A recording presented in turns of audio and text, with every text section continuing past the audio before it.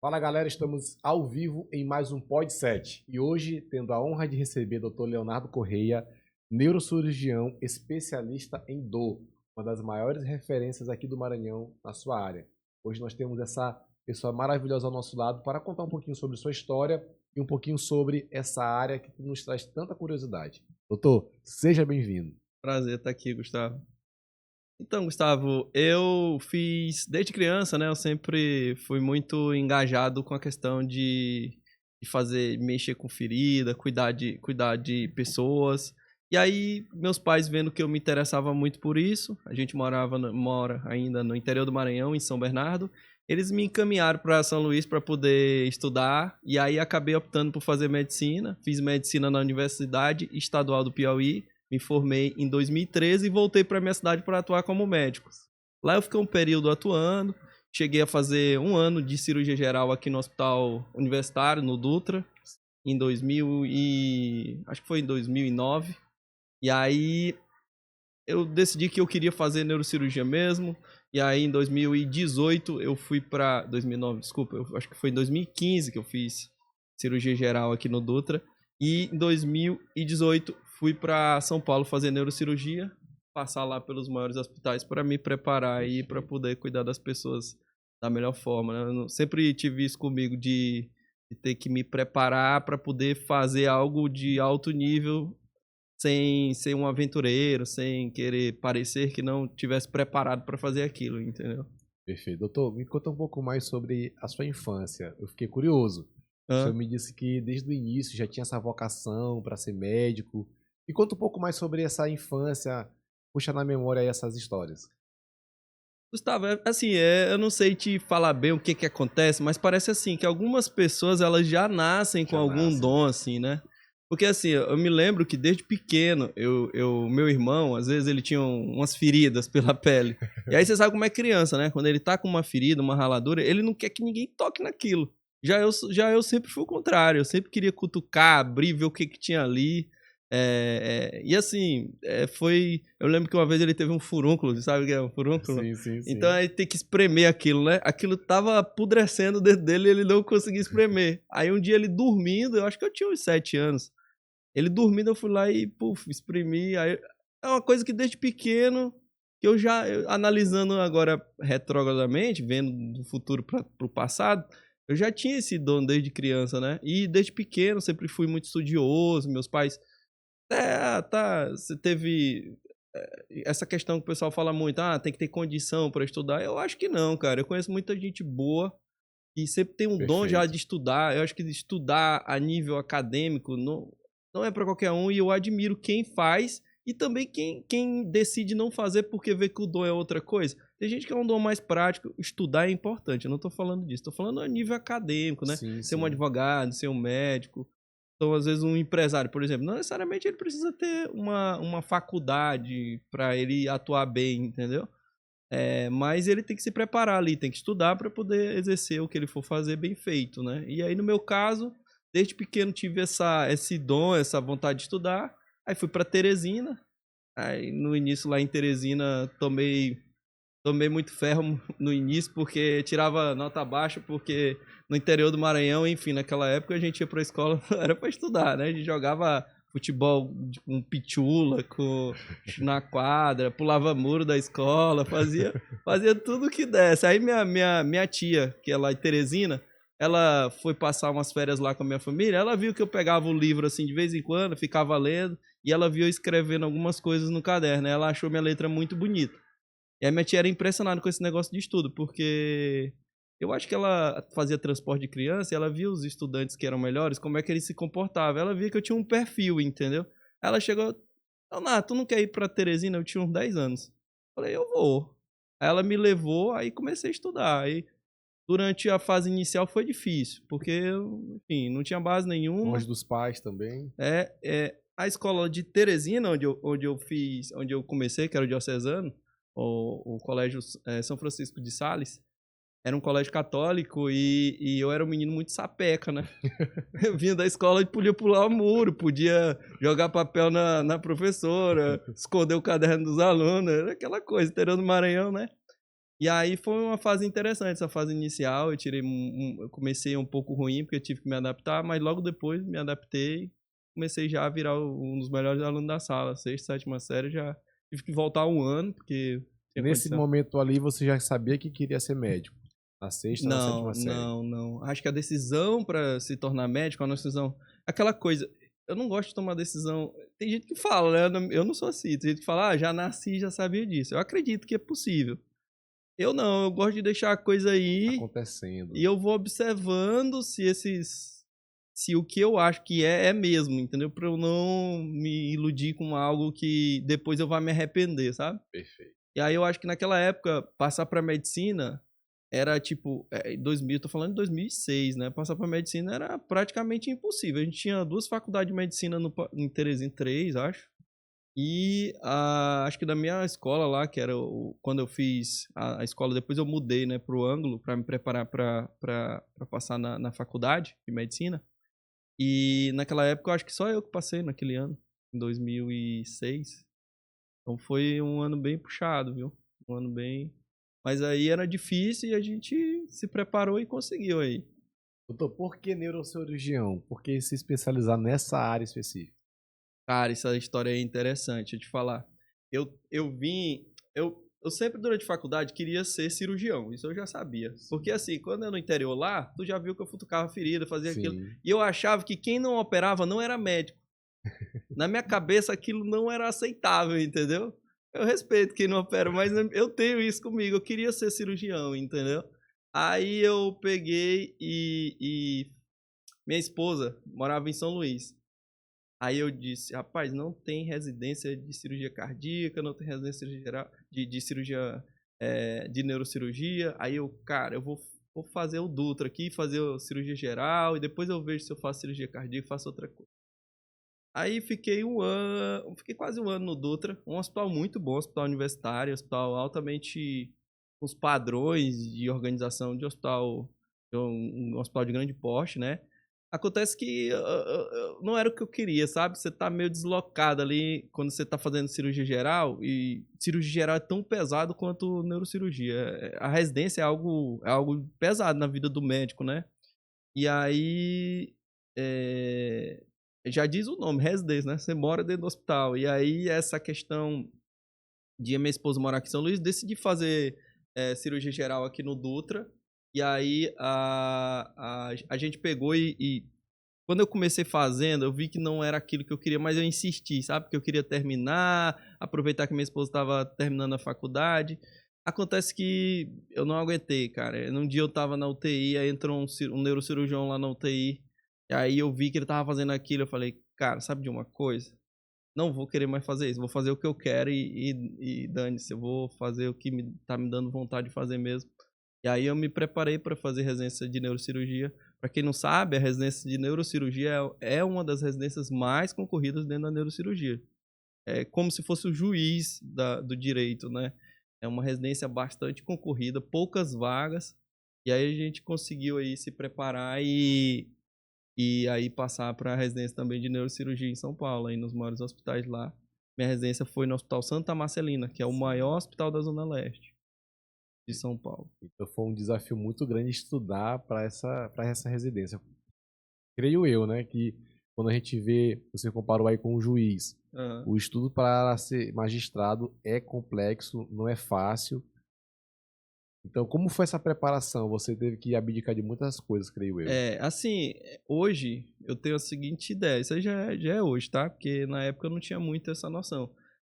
Para você fazer algo grande desse tipo, passar em grandes, num negócio que tem muita concorrência, você tem que se dedicar, né? Você tem que se preparar ali, criar um cronograma. É como se fosse preparação Concurso. para um concurso. É um concurso no final das contas. Mas a analogia é como se fosse para uma competição, um esporte, por exemplo, natação. O cara passa o dia todo dentro da piscina para ele concorrer para uma Olimpíada, para ele fazer algo grande. Então, primeira coisa, tem que ter um pouco de dom, né? Uma facilidade. E, como eu disse anteriormente, tem que ter uma certa facilidade. E, ao mesmo tempo, tem que ter abdicação e vontade e organização, né? Porque E só o talento não sustenta, tem que ter o talento, tem que ter o esforço. tem. Eu Sempre não, fala isso no esporte também, o talento e o esforço. e muitas vezes quem se destaca mais não é o mais É o talentoso. mais esforçado. É o que tem um pouco de talento e se esforça muito, né? E insiste, persiste, cai, levanta, acho que é isso. Eu já acho que para passar para neurocirurgia, para medicina, meu foi muito isso, foi muito no tato e na vontade, porque eu não tinha família médico, meus pais não eram da área acadêmica, e naquela época vocês sabem, né? Mas quem só quer passar para medicina era filho de médico, dificilmente era a coisa mais rara não ter nenhum médico na família, geralmente já tinha, né, um médico na família. Doutor, geralmente as pessoas confundem um pouco sobre o que é neurocirurgião. Confundem um pouco sobre neurocirurgia com psiquiatria. O senhor já teve essa pergunta alguma vez? Ah, você é neurocirurgião ou você é psiquiatra? Tem muito essa confusão na nomenclatura ou não? É só algo que... Eu acho assim, eu não sei exatamente o que acontece, mas as pessoas elas perguntam sobre o neuro, né? Acho que elas já fundem as duas coisas, neurologista e neurocirurgião. E às vezes, por ser um problema na cabeça, a psiquiatria ser um transtorno mental, muita gente acha que é com neuro também que trata patologias psiquiátricas. Mas a sociedade está aí, está se educando e estão cada vez mais entendendo a função de cada um, né? O neurocirurgião, ele é um profissional que cuida do sistema nervoso, né? Do cérebro, da coluna e dos nervos. Ele cuida de toda essa parte e ele atua tanto tratamento clínico, né, como tratamentos neurocirúrgicos, né, que a gente chama tratamentos que precisam de procedimentos, que podem ser procedimentos minimamente invasivos até procedimentos mais invasivos, como cirurgias, craniotomias, artrodese, etc. É. E as crianças? O neurocirurgião, ele também atua nessa área das crianças ou é mais a questão do neuropediatra?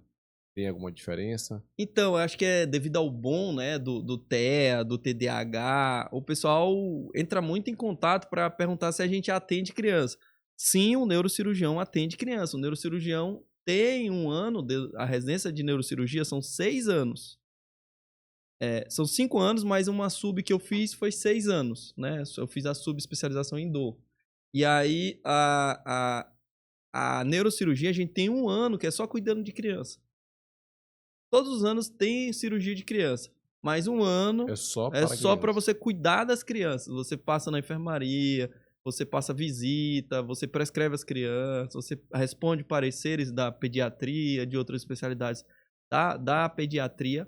Mas aí não é TDAH nem TEA que a gente cuida assim na prática. A gente vai cuidar de hidrocefalia, que é quando tem água na cabeça, sabe? Quando a criança nasce com uma malformação na espinha, que a gente chama de espinha bífida ou meningomielocele, doenças da malformação do crânio, que é quando a criança nasce com um crânio muito estreito, ou ele não consegue desenvolver o cérebro, ele aperta o cérebro, chama crânioestenose, né? E aí essas cirurgias em criança, tumores, né? Essas cirurgias quem faz é o neurocirurgião. Tem até uma especialidade que é o neurocirurgião pediátrico. Perfeito. É uma área também, assim, sensível no contexto de lidar com crianças, né? Eu imagino eu aqui que tudo quando a gente vai lidar com a criança é um pouco mais sensível, né? A questão emocional. Como é que o senhor consegue equilibrar essa parte também? Durante a residência, que foi um ano, tendo contato com as crianças direto. Cara, criança é sempre que envolve criança, a sensibilização é geral, né? Sim, Ainda mais criança com problemas neurológicos, assim. Aí tem todo um cenário, tem um cenário de o próprio neurocirurgião lidar com a criança, que ela é um ser tão. Como é que eu posso te falar? puro, sensível, né? Sensível e tudo, a gente tem que ter todo cuidado para mexer com a criança e ainda por cima um cenário que tá os pais, você tem que também lidar com os pais, porque muitas vezes eles estão muito ansiosos e isso tudo envolve ali a cuidar de criança. É algo bem complexo, assim. Eu admiro quem se dedica a operar só criança. E é uma especialidade à parte aí, no caso. Qual foi o caso, assim, os casos, não sei se pode falar também, casos assim, de complexidade, algum case, assim, que, sabe, esse case aqui foi bem complexo, trouxe muitos ensinamentos e hoje eu vejo algo sei, assim, algo que você viu na residência que hoje você consegue ver constantemente nas crianças. Até para os pais também talvez se prevenir, buscar um médico. É, assim, dos cases, um caso muito impactante que eu tive durante a residência foi uma criança que veio, acho que foi de Cuiabá. Ela, ela veio endereçada para ir para o Hospital Santa Marcelina, que era uma referência Em São Paulo. em São Paulo. Que era uma referência em tratamentos de cirurgias neurovasculares. E aí, durante o procedimento do exame, ela ia fazer. Ela tinha um tumor no dedo do olho, chama retinoblastoma. E aí foi fazer uma Meu Deus. injeção de soro. E um dos reagentes lá foi trocado na hora. E eles têm as cores similares. E o médico inadvertidamente acabou aplicando. Isso gerou uma necrose muito grande no rosto da criança. Mexeu muito comigo, porque assim, de quem é a culpa disso? Difícil dizer, cara. Algumas coisas na vida acontecem, mas assim, eu vi que a família é extremamente resiliente. A gente, como equipe, teve um esforço muito grande. Graças a Deus, a criança saiu bem, né? Dentro do contexto que poderia ter acontecido. Mas assim, foi muito aprendizado, assim, cuidar de um caso desse tipo. Fora os outros casos que a gente pegava, a gente tinha lá um hospital que era uma referência regional, que era o Tuca, que é um hospital só para cuidar de tumores em criança. Nossa, aí você vê aquelas crianças tudo de cabeça, cabelinho raspado por causa de tá fazendo químio, fazendo rádio, precisa de cirurgia. É algo muito complexo aí, é algo muito exige muita dedicação assim, cuidar das crianças, né? E algumas vezes tu dá a notícia. Existem alguns tumores que até hoje a medicina evoluiu, em qualquer lugar do mundo, ela evoluiu bastante. Mas alguns tumores, como o glioma difuso da ponte, esse é o nome só para contextualizar. Ele é um tumor que deriva das próprias células do sistema nervoso central, do cérebro. E aí esse tumor até hoje não tem cura. Aí quando você pega uma criança com esse contexto, geralmente são crianças menores, não são crianças grandes. E aí você pega crianças com esse contexto, você acaba para dar notícia para a família que a gente tem um tratamento, mas a gente não está visando a cura. É algo complexo assim, bem difícil. Bem difícil. Até sensibiliza demais, né? A gente até se emociona. Ainda nessa área de crianças, doutor, eu vejo às vezes que alguns profissionais que não são especialistas, eles podem também errar, como foi esse caso aí, né? É uma fatalidade. E isso realmente traz até assim um alerta para o sistema de saúde do estado, ou até mesmo para a gente tomar um pouco mais de cuidado, né? E os pais buscar logo um especialista. Eu creio que quanto mais rápido buscar um especialista, melhor, até para evitar algumas coisas. É, assim, o médico, né, não especialista, a gente não pode entender que tudo vai ser resolvido só com um especialista. Mas a verdade é que depois daquela triagem inicial, o problema não está sendo resolvido, precisa procurar uma ajuda especializada para que você possa ter seu problema sanado ou até suas dúvidas serem esclarecidas. Porque muitas vezes fica tomando remédio e não sabe nem o que tem. Algumas coisas que se fala de diversas doenças, muitas vezes nem verdade nem são doenças e o tratamento nem é aquele. E a pessoa fica anos e anos sofrendo com aquilo e tomando remédio, né? E tendo tratamento, só que ela não tá tendo resultado bom, assim, não tá surtindo efeito, né? Muitas vezes porque fica indo no médico errado, ou no especialista errado, ou às vezes não tá indo em nenhum médico mesmo. Doutor, outra área também que me tem aqui uma dúvida é a questão das dores na coluna. Os Aham. pacientes com dores da coluna, ele deve buscar um ortopedista ou um neurocirurgião? Cara, esse é muito ortopedista, acho que não deve nem gostar de que eu fale isso. Mas, cara, assim, ortopedista, a residência dele assim, não tem quase nada de coluna. Para eles atuarem em coluna, eles vão ter que fazer uma subespecialização em coluna, diferente da neurocirurgia. Eu, no meu caso, durante a residência, foram 3, 5 anos operando coluna. Então, assim, a gente já sai da residência de neurocirurgia preparado para operar coluna, conhecendo as patologias da coluna. Então, na maioria das vezes, é o neurocirurgião que vai estar preparado para cuidar da coluna dos pacientes. Aí, às vezes, vai ter um ortopedista realmente que tem especialização em coluna, e aí ele também vai estar habilitado para cuidar da coluna. E é uma área que o senso comum, por exemplo, nunca. Eu. É por isso que eu gosto muito de ressaltar isso, porque o senso comum é que ele procura ortopedista generalista, né? Às vezes o ortopedista com especialização em outra área, ombro, tornozelo, etc. E aí ele não vai conseguir resolver esses problemas de coluna, entendeu? Não é a área dele. E é uma área, essa área da coluna, uma área tão séria que atrapalha toda a vida de uma pessoa. Cara, eu acho que atrapalha até a própria Tudo, sociedade. Deixa eu te tudo, falar um tudo. negócio. Muitas vezes a gente recebe paciente com ideias erradas sobre cirurgia de coluna. Por exemplo, se operar a coluna fica aleijado. Cara, provavelmente quem disse ou quem espalhou isso para esses pacientes foi ou a própria a pessoas que não conhecem sobre a cirurgia de coluna, cara. Assim, eu tô com vários pacientes operados de coluna aí recente. Até agora que eu me lembro, ninguém ficou sem andar, ficou aleijado. Não, tá todo mundo andando, tá todo mundo melhor, entendeu?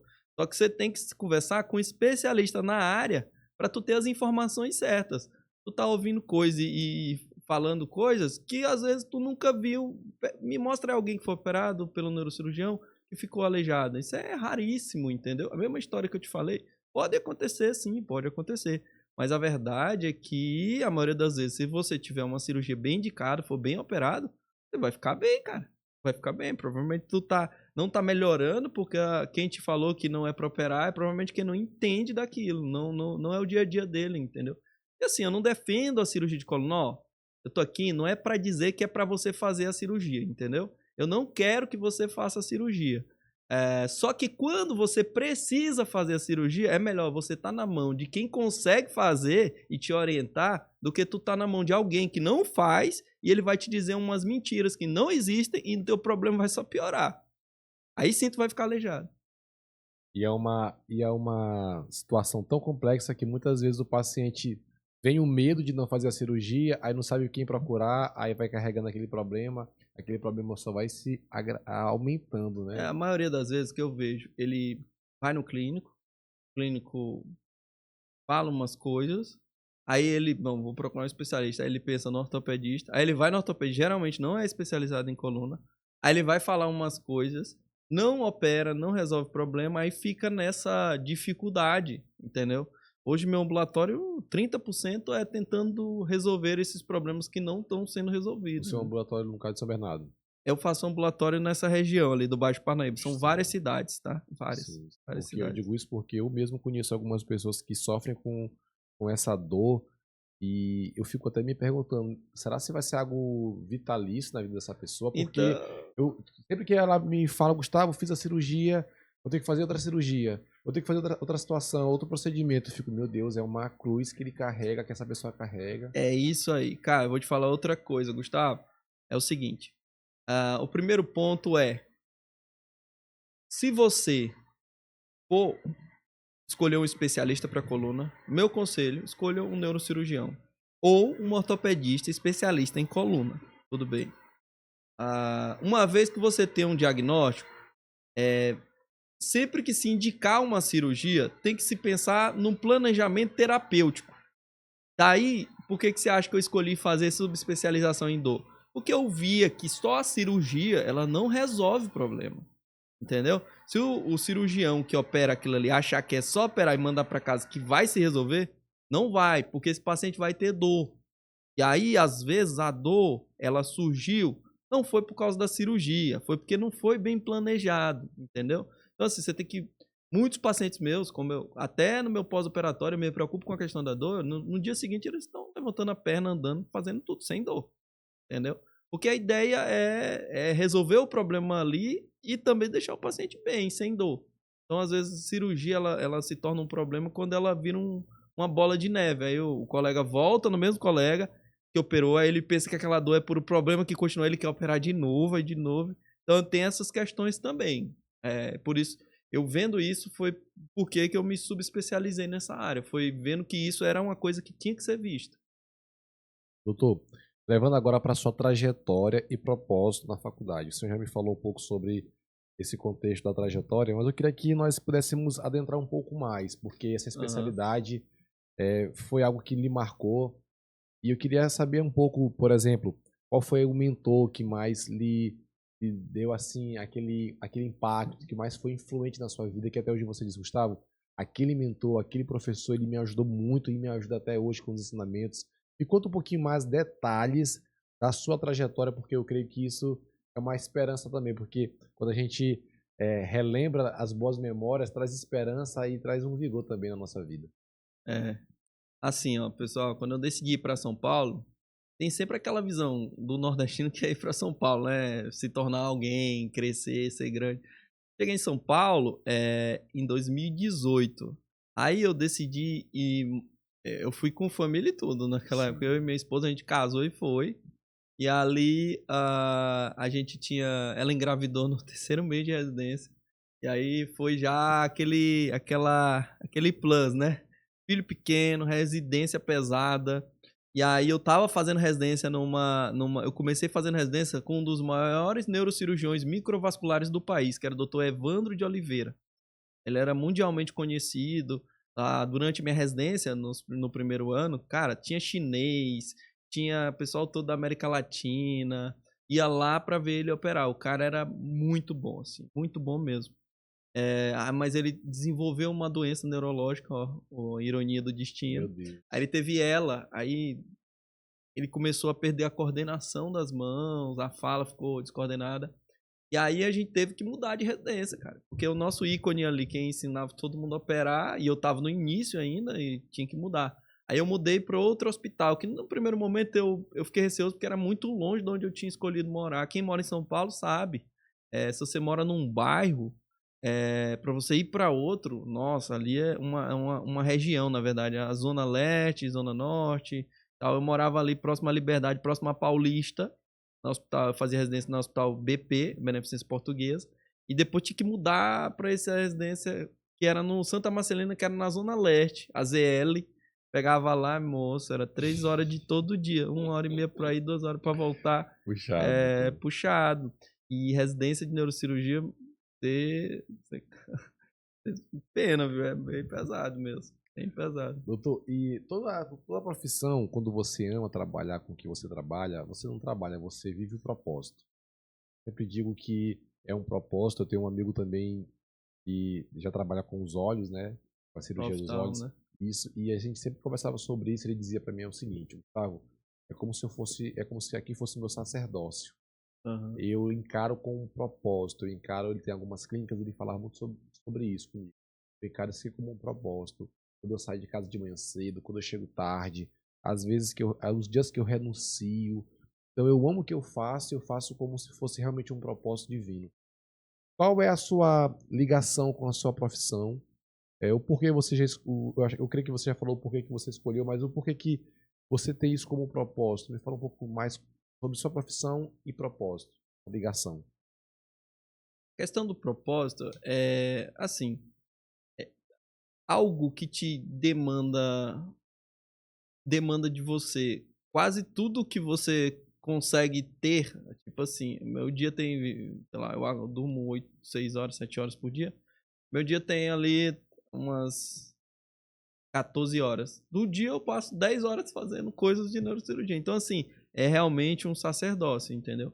E eu acho que se você for fazer as coisas pensando só em retornos financeiros, no caso, aí realmente você não consegue fazer nada. Você não consegue fazer residência, porque assim, você não consegue aguentar uma residência de neurocirurgia se você não quiser muito ser aquela especialidade, se atuar naquela especialidade, se você vê que aquilo ali é realmente importante para ti, é realmente importante para os teus pacientes, você não consegue mesmo fazer, é muito pesado, é muito tempo fazendo.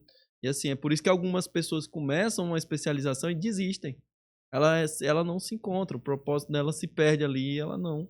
Na minha residência, todos os anos, por ser muito pesado, se a pessoa não visse que não tinha mínimo de dom para aquilo, ela não ficava, porque ela ia aguentar, ela ia comer o pão que o diabo amassou e não ia, tipo assim, fazer o que ela queria, né? Porque, tipo assim, algumas pessoas levam algumas situações ao extremo porque tá cômodo, né? Ali ele consegue, vou terminar, vou levar e tal. A neurocirurgia não dá, cara. Você não aguenta ficar fazendo neurocirurgia só pra ver o que acontece.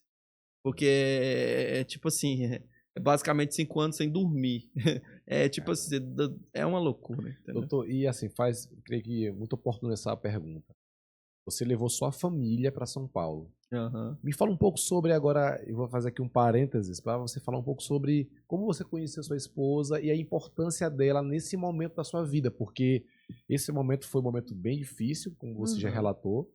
Aham. Porém, eu creio que Deus deu esse escape no momento que você estava com sua família. Eu creio que foi aquele momento de, poxa, cara, eu tô aqui, isso, mas eu tenho meus porquês, porém eu também tenho os meus porquês. Me fala um Aham. pouco sobre essa relação com sua esposa, como você conheceu ela e um pouco sobre sua família, a importância da sua família para esse momento. Cara, tu fez uma pergunta sobre propósito e agora sobre família. Eu vou unir as duas agora Sim, e vou te falar. Acho que foi Deus realmente que colocou a Rafaela, que é minha esposa, na minha família, na minha vida, assim. Cara, eu conheço a minha esposa desde criança, desde a idade cara. da minha filha, que tem 6 anos ali. Eu conheço ela. A gente, claro, se conhece desde criança e a nossa diferença de idade é relativamente grande, 7 anos. Então a gente, assim, ela era uma criança, eu já era adolescente. Então, assim, nunca teve essa questão de namoro e tudo. E aí eu fui fazer minha faculdade e tudo, e ela morava aqui em São Luís e eu morava em Teresina. Eu fui fazer minha faculdade, terminei minha faculdade e voltei. Coincidentemente, nessa mesma época, a gente se aproximou e começou a namorar e depois decidiu casar. E foi ela realmente que me deu energia para eu conseguir fazer o meu propósito, concluir o meu propósito, né? Que era me preparar para ir fazer a residência e morar em São Paulo. Acho que sem ela eu não tinha conseguido terminar essa residência, não, viu? É bem pesado assim. Você tem que ter por quem você acorda e faz aquela coisa todo dia. Senão você não faz, não. Você não consegue. Aí desse amor já tem alguns frutos também, né? Tem 2 meninas. A gente tem a Cecília, que tem 10 meses, e a Júlia, que tem 6 anos e 10 meses também. Bênção de Deus. Agora, levando para sua área mais específica, Aham. vamos buscar entender um pouco a dor. O que é a dor? Dor, todo mundo sabe que é a dor, mas não de forma acadêmica, creio eu. Então, assim, o que é a dor? Qual é a importância da dor? Me fala um pouquinho sobre essa área específica, que foi a área que você se especializou também. Então, a dor, ela é um sinal neurológico. A dor, ela é um sinal. O que que é um sinal? Dentro das queixas de uma pessoa, tipo assim, eu tenho dor de cabeça, certo? Ela é um sintoma. Ela se queixou de dor de cabeça. Agora, o sinal é quando você consegue aferir, né? Então, a dor, corrigindo aqui, a dor é um sintoma neurológico. A pessoa se queixa daquilo. Por que eu falo que a dor é um sintoma neurológico? A dor, ela é toda nervosa. Ela não tem outra explicação, porque tudo passa por nervo. Então é toda uma área da neuro, né? Porque tudo começa quando, por exemplo, você sofre um corte. Tudo começa quando tem um receptor, um sensor na ponta do dedo, por exemplo, que se conecta a um nervo. Esse nervo segue até a sua coluna cervical, ou no caso do dedo, na coluna cervical. Dessa coluna vai para o cérebro, para uma região chamada tálamo, e do tálamo ele distribui para outras regiões do cérebro. Pode ir aí para regiões da área da sensibilidade, outras áreas das emoções. Então a dor também está conectada à emoção. Então a dor, ela é um sintoma neurológico e ela surge para alertar sobre algo. Porque se ela não te alertar, aquilo que está te causando algum problema, você não vai fazer nada para resolver. Então a dor é por isso que ela gera muito sofrimento, mas ao mesmo tempo ela te dá ferramentas para tu resolver aquilo, certo? Então a dor, ela é, por exemplo, se você tá enfiando a mão no algo quente ali, tu não tá vendo, tá descontraído, se tu não sentisse tua dor queimando, tu ia Tua mão perder, a mão. você ia perder o braço. Você tem vários pacientes diabéticos que perdem a sensibilidade dos pés por conta da diabetes, que destrói os nervos, diabetes controlada. E aí ele começa a ter lesões e pisar errado, calo, e ele não sente, aquilo gera infecções e ele acaba perdendo o pé. Quantos pés de pessoas diabéticas você já viu que tá sem pé por causa de lesões nos nervos? Então, assim, a dor, ela é algo para sinalizar que tem algo errado, né? Ela é um sinalizador que tem algo errado. A dor aguda, tá? A dor crônica é algo totalmente diferente. A dor crônica é uma doença. Tá? E a minha especialização é mais voltada para essa parte de dor crônica. Ninguém tem o objetivo de tirar dor aguda, de tirar a dor das pessoas sem motivo, entendeu? Só se for um caso de doença mesmo, um caso de que esteja sofrendo de uma dor ali que vai passar. Então, assim, a dor crônica é algo totalmente diferente. Na dor crônica, e o que a gente chama de dor crônica? A dor crônica é algo bem padronizado. Se tem mais de 3 meses de dor, é porque é dor crônica. É algo... Ah, doutor, mas por que eles falam que é mais de 3 meses? É porque, assim, quando a dor passa de 3 meses, a pessoa sentindo dores, o que acontece? O teu organismo começa a sofrer uma série de alterações, né? E você pode ter certeza, depois de 3 meses, o seu cérebro não é mais o mesmo. O teu cérebro se modifica. Ele se torna um órgão que é mais sensível à dor. Ou seja, às vezes, pode prestar atenção, quem vive com dor, ele é muito mais sensível à dor do que aquela pessoa que não sente tanta dor. Ele já está sensibilizado. Essa sensibilização, essa mudança do cérebro acontece tanto no cérebro como na coluna, até nos nervos e sensores ali da pele pode ter modificação. Então, mexe com todo o organismo sensorial da pessoa, a dor crônica. É algo bem sério mesmo. Doutor, por que algumas dores passam rápido e outras dores são dores crônicas? Tem a explicação, porque tem algumas dores que, dor de cabeça, por exemplo, tem algumas que passam muito rápido, mas tem umas que persistem de forma crônica. Eu citei a dor de cabeça, mas tem outras dores também que são bem rápido, outras são bem demoradas. Essa questão aí é o seguinte, tem muito a questão do tipo de mecanismo que isso acontece. Por exemplo, uma cirurgia no braço que fraturou, aí botou uma órtese e está triscando a prótese, está pegando num nervo, por exemplo. Ali está tendo um tipo de mecanismo, está tendo machucado contínuo do nervo. Então precisa resolver isso. Outras vezes, fatores de comorbidades, né? A pessoa às vezes ela é diabética, ou seja, ela tem uma predisposição a ter doenças nos nervos, dores neurológicas, que a gente chama de dores neuropáticas, porque já tem machucado ali causado pela própria doença. E outras vezes é até genético. Tu herdou da tua família alguns genes que te fazem com que o teu organismo seja mais predisposto a gerar dor crônica. A gente tem vários e vários casos de doenças causadas genética que causam dores, com alteração de receptores da dor, canais iônicos, canais de sódio. Isso tudo vai gerando uma dor que pode ficar crônica e ser um problema na vida das pessoas realmente, entendeu? E por que o neurocirurgião é o profissional mais indicado para cuidar dessas dores? Porque eu percebo que muitas vezes a pessoa, como nós falávamos, a pessoa procura um hospital, uma pessoa que já tem uma especialização, que já é um clínico geral, passa algum medicamento. Eu já vi situações assim, por exemplo, de você procurar um hospital, a pessoa ter ali um atendimento, um tratamento que não deu conta do recado.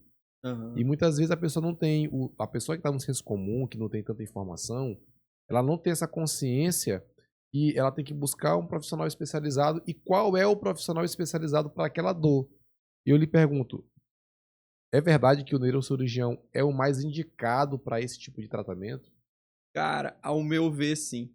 Ao meu ver, sim. Eu vou te falar, assim, ó. Como eu já disse anteriormente, a dor, ela é um sintoma neurológico, ou seja, ela tá toda dentro dos nervos. Então, assim, eu não vou tratar todo tipo de problema, porque tem vários problemas que se manifestam com dor. Por exemplo, uma artrite reumatoide. O cara tem dor articular e tal, ele vai passar no reumatologista dele. Acontece que, será que o reumatologista vai estar totalmente preparado para cuidar daquelas dores que surgem? Ele vai estar preparado para cuidar da artrite reumatoide, desinflamar, consequentemente vai melhorar a dor, porque é um tipo de dor.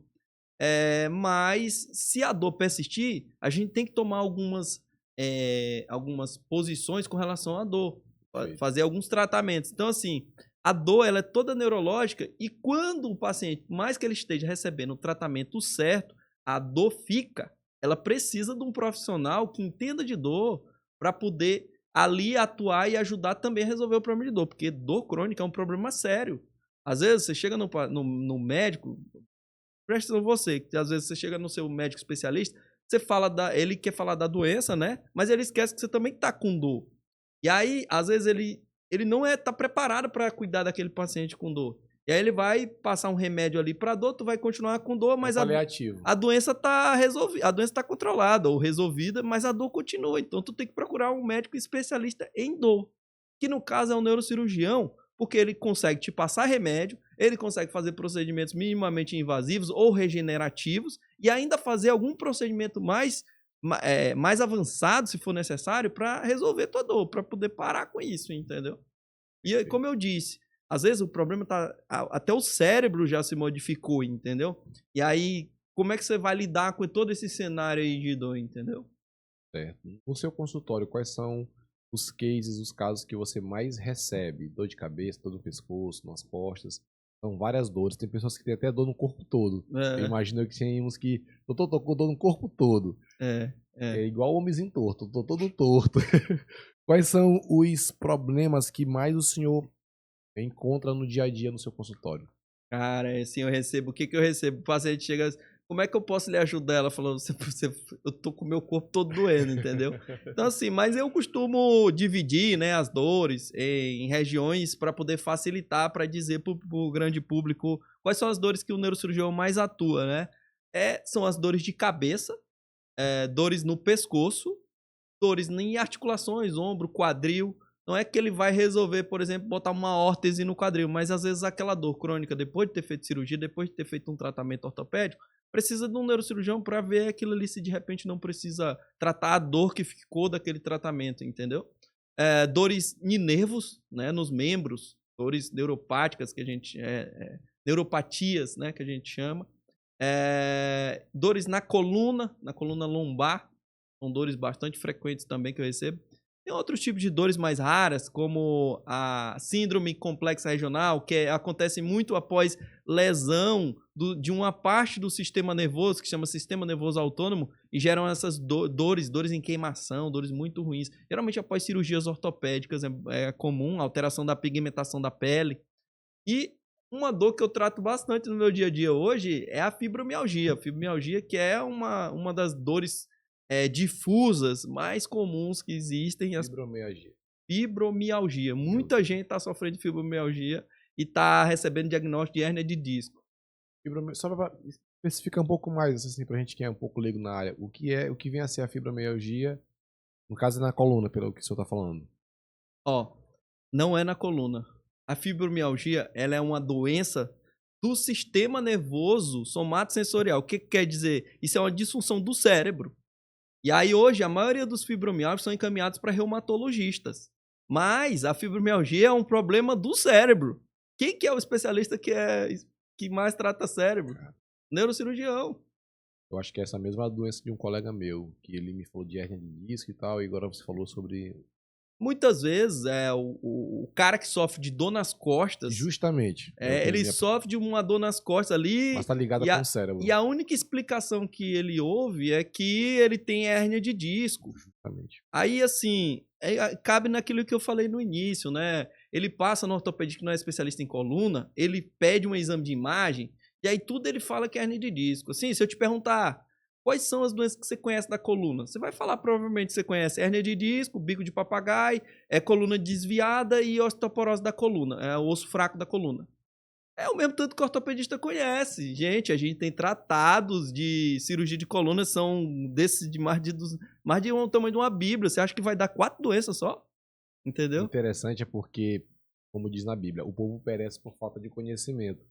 E eu me sensibilizo com alguns amigos que têm esse tipo de doença, porque essas 4 que você falou é uma das que ele fala.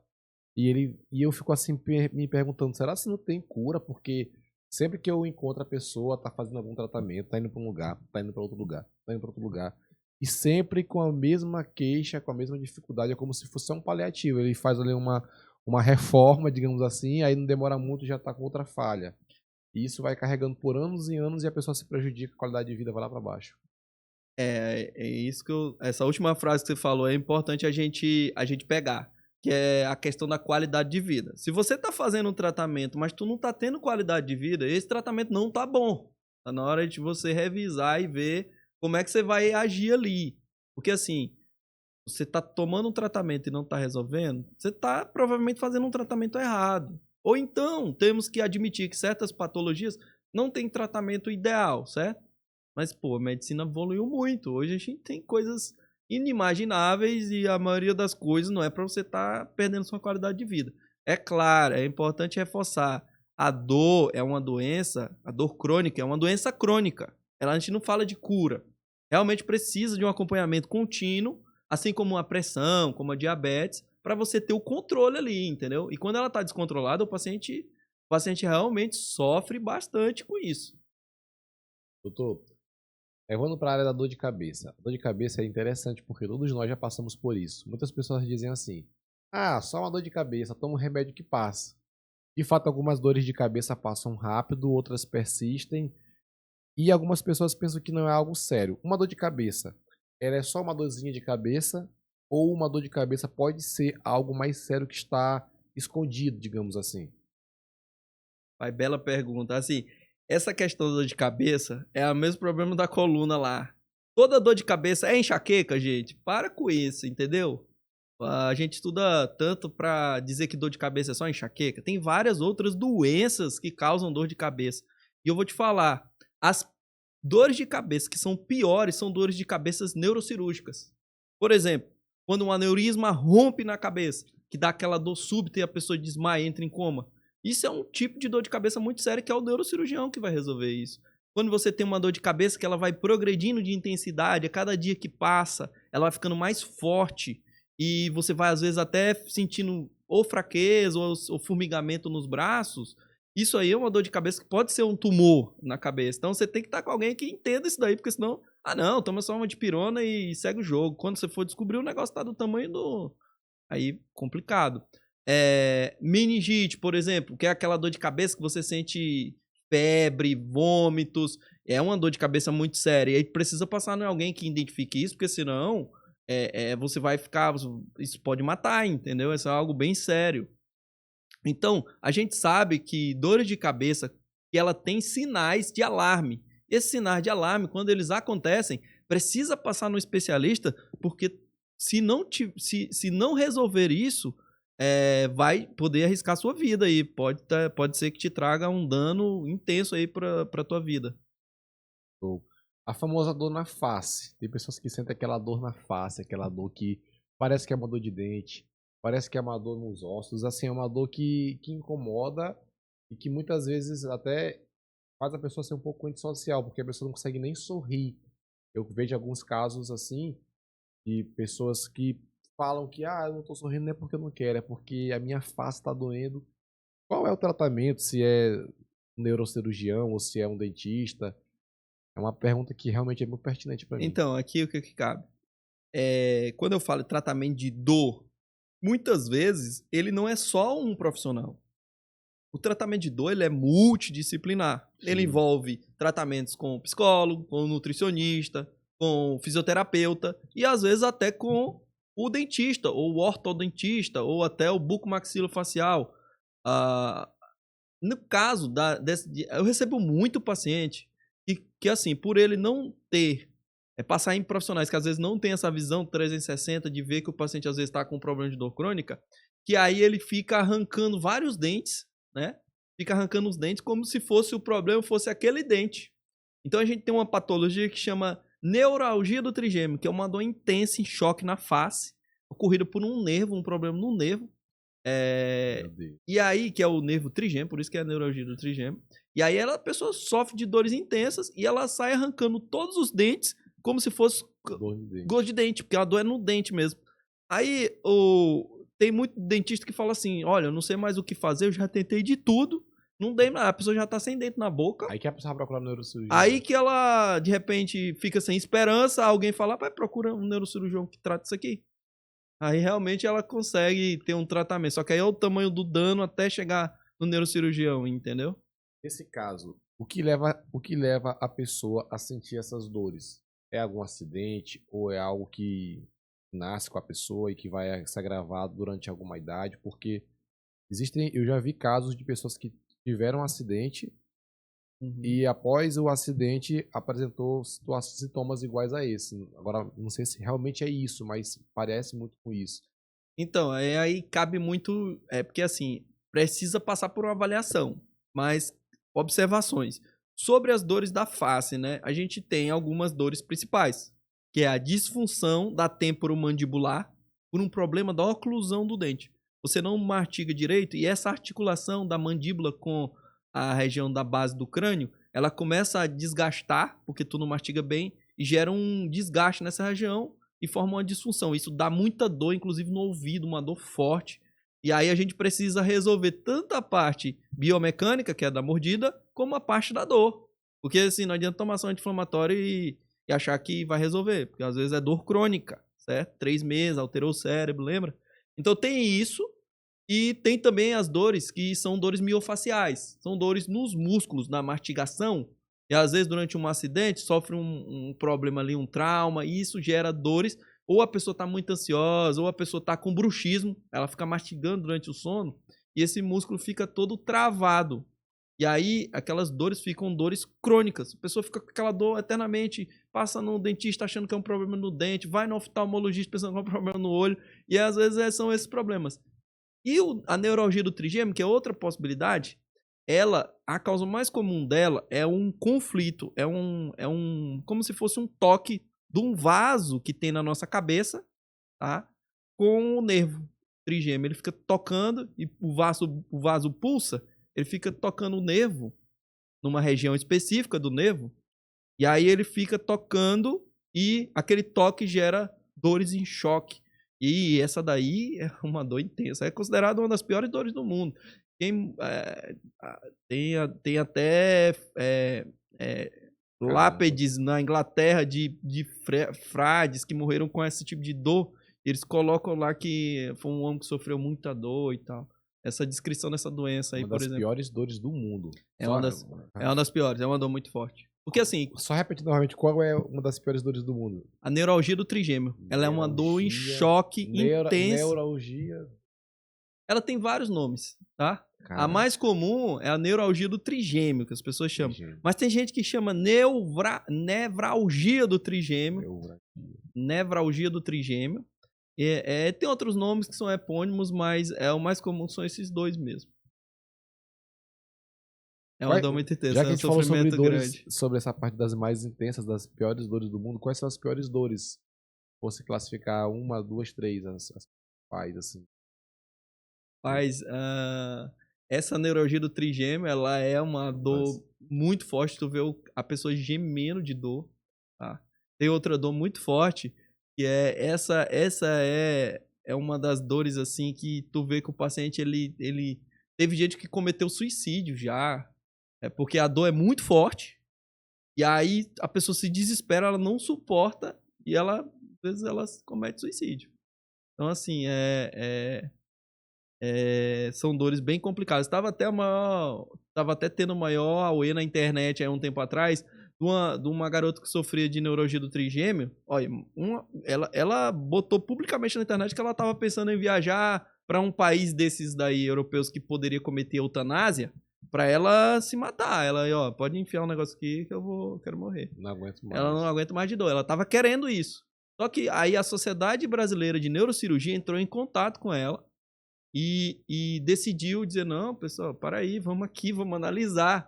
Vamos tratar, tem tratamento. Nossa, tem tratamento, tem vários tratamentos. Aí tem vários colegas que tratam. Tá? Por que é o neurocirurgião que é o melhor profissional para tratar? Cara, tem situações onde só cirurgia vai resolver. Não é que a gente quer que você opere, mas tem casos que só a cirurgia vai resolver. Não adianta ficar tentando outras coisas. Então quem que vai fazer a cirurgia? É o neurocirurgião. E tem outros tratamentos que são bem bons, né? São tratamentos que a gente faz com radiofrequência ou balão, que você faz um furo na face, vai lá no cérebro e esmaga o nervo no local onde está tendo o problema. E isso vai trazer um alívio aí pro paciente. Esse até, esteticamente falando, até melhor para não... Que a questão é se tem indicação de fazer ou não, entendeu? Sim. Tem casos que não adianta você fazer. Imagina, tem casos que você vai fazer uma cirurgia e vai trazer o alívio pro paciente. Quais são, falando de cirurgia, quais são as maiores objeções na sua área? Porque eu lembro que o meu colega que tratava dos olhos, ele falava muito que tinha muitas objeções, as pessoas tinham medo de fazer a cirurgia, tinham medo de ficar cego.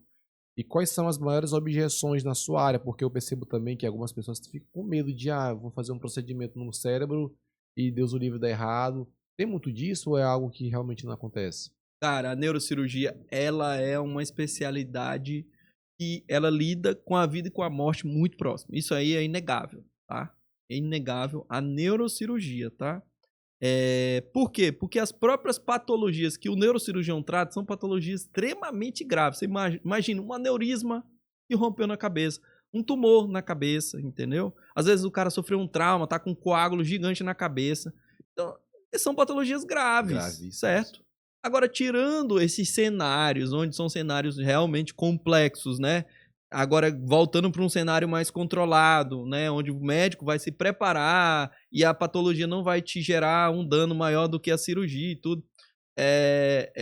Aí sim, são cenários onde a cirurgia vai te trazer alívio. Muitas vezes o paciente acha que vai ficar, que vai morrer na cirurgia, pô, mas a maioria, a grande maioria sai vivo. Tipo assim, se a neurocirurgia fosse tão mortal assim, não existia cirurgia, não existia neurocirurgia, porque ela veio para ajudar, não veio para ser agressivo. Então, assim, eu acho que, tipo assim, é algo que é complexo, uma cirurgia, certo? Sim. Mas ela, quando tem as indicações, a melhor coisa que a gente consegue fazer hoje ainda é cirurgia. Seja aqui no Brasil, seja nos Estados Unidos, seja na China. Ou seja, não vai mudar onde você quer que você vá, entendeu? Então, assim, a da coluna que eu mais vejo é o pessoal achar que vai ficar paraplégico da cirurgia, né? Ficar aleijado. Então eu vejo que na neurocirurgia é isso. As cirurgias da coluna e a cirurgia da cabeça, o pessoal é muito... São mais sensíveis. Mas a verdade é que... Tem aquele medo. Né? A verdade é que a maioria não vai nem operar, entendeu? Ela vai ser só melhor conduzida por alguém que saiba aquelas patologias. E se for, no meu caso, como eu sou subespecializado em dor, se for, o meu grande foco é tratamento minimamente invasivo. Com agulhas, radiofrequência, medicina regenerativa, terapia laser, onda de choque, são estimulação extracraniana com ondas de radiofrequência, com ondas de ressonância. Então, assim, a gente trata o paciente de um jeito diferente, realmente. Só o cirurgião geral, o neurocirurgião geral, ele não vai ter essa visão dessa subespecialidade que é no meu caso, né? Vejo que vários dos nossos clientes, amigos que acompanham aqui, nosso público que acompanha aqui nosso podcast vai já pegar o seu contato, porque só eu conheço vários que se encaixam nessas descrições e a gente acaba se sensibilizando com os nossos amigos, porque a gente percebe, poxa, cara, um cara tão bom, ótimo profissional, passa por isso, parece que é uma cruz que ele carrega, e a gente vê um especialista falando sobre isso de uma forma tão natural, dizendo que ele tem jeito sim, nós nos alegramos, né, com essas falas. Outro ponto também que eu queria que o senhor me explicasse um pouco mais sobre a dor no pescoço, cervicalgia, salvo engano. Então, assim, me fala um pouquinho sobre essa dor, como tratar, o que pode ocasionar também quando não é tratada. Rapaz, essa dor no pescoço é uma das queixas que eu mais recebo no consultório, por incrível que pareça. Uma dor, um peso aqui nas costas, até formiga, às vezes, o couro cabeludo, fica um peso, o olho, às vezes, fica uma dor no fundo do olho, o ouvido pode sentir entupido, como se fosse entupido, e às vezes até o paciente sentir tontura. Então, assim, como se fosse a visão turva também.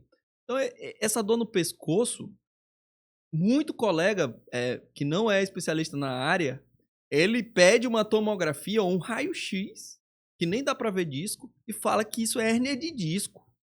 Meu Deus. E sendo que a dor mais comum para esses casos é o que a gente chama de síndrome dolorosa miofacial dos músculos da região cervical, da região do pescoço. Por que aumentou muito essas dores no pescoço? Elas aumentaram realmente por causa do uso do celular.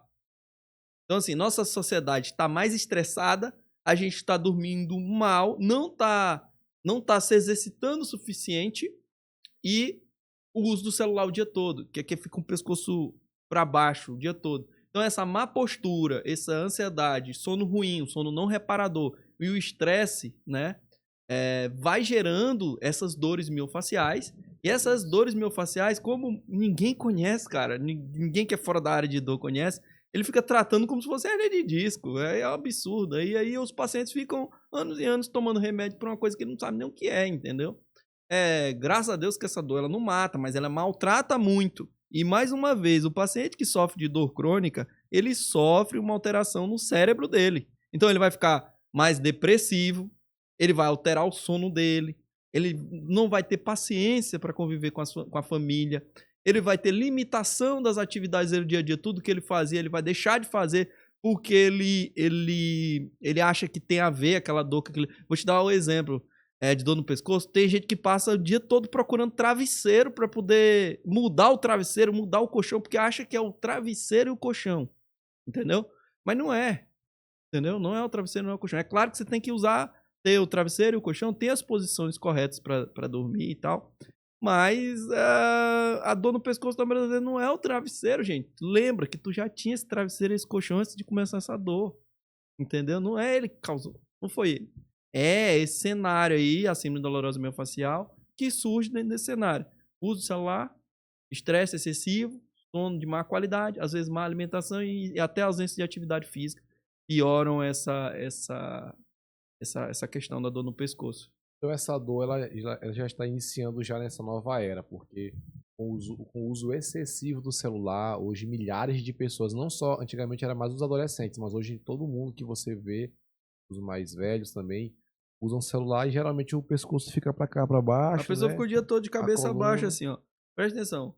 Quando você fica ereto, a cabeça fica ao nível do teu pescoço, o teu pescoço fica ao nível do tua coluna lombar, da bacia, a bacia passa para os quadris, joelhos e tornozelo. Então tudo isso eu vejo. A postura, o equilíbrio sagital da pessoa. Porque a marcha e o equilíbrio são essenciais para o bom funcionamento do sistema músculo-esquelético. Porque tu precisa estar bem ali, equilibrado, para tu gastar o mínimo de energia possível e ficar na posição ereta. Só que você pega e fica olhando para frente ali o dia todo e tua musculatura aqui fica sustentando tua cabeça. Porque tu não tá assim, tu tá com uma postura, tu tá com uma postura harmônica. O que poderia trazer alívio era tu mexer no celular assim, mas isso aí ia gerar um problema também aqui no ombro, porque tu vai ficar com o ombro muito tempo alto, entendeu? Então assim, o que tem que fazer?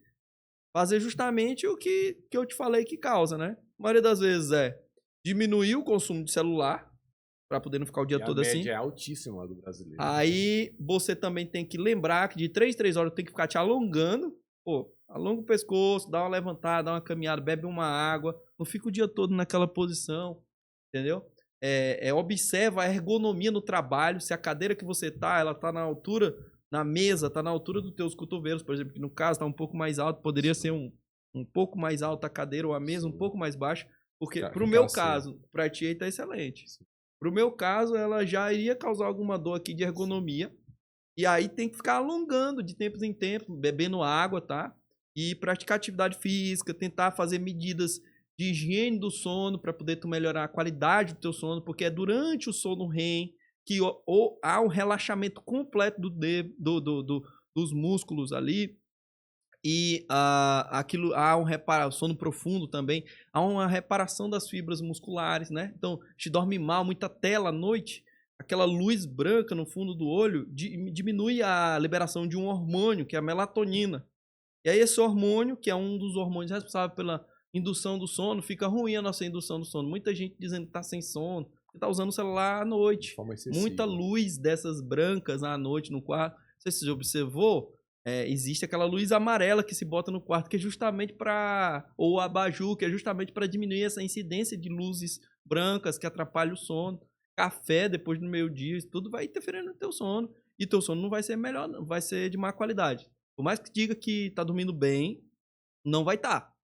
Porque tem vários estudos falando, quando tu bota os eletrodos lá, tu vê que ele não faz todos os ciclos do sono. O sono ele tem ciclos, tá? Você percebe que tem uma fase do sono onde a pessoa está sonhando, tem outra fase que ela não está sonhando, ela só está realmente em um sono profundo ali.